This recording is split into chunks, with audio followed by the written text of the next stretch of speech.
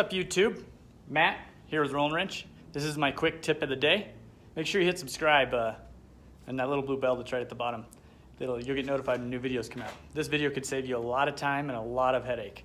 So if your scooter has been sitting over the season and now it won't start, in particular, your Honda Metropolitan or your Honda Ruckus, which by the way, they have the same engine. You'll see right on the kickstart side, this little air box.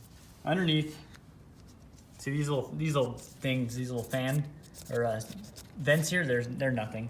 But right below, see that hole there? You can stick your finger in. There's no moving parts in there. Just make sure you're paying attention. There's no moving parts in here. So basically what you're gonna wanna do is stick your finger in there to clog the intake hole. While you're doing that, turn the key on. Of course I can't do it because I'm holding the camera in the other hand. Hold the gas all the way back, the throttle back all the way, and then hold the brake, of course, and then hit the start button. Well, of course this one starts because I've already done the little trick. But what you're gonna do is cover this hole, crank it over.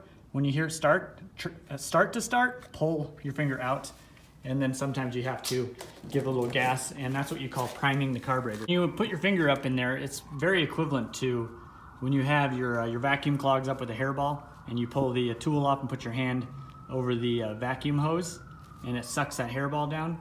It's just creating a lot of pressure, and it's drawing suction. So that's basically like the same concept, except for you're doing it in the carburetor. If you find that your throttle response is not all there after you run it for a little bit, then chances are you're gonna need to clean the carburetor. I have a how to clean your carburetor on our website at rollingwrenchdenver.com. I'll put the link in the description. So I hope you found this helpful. I appreciate it and see you in the next video.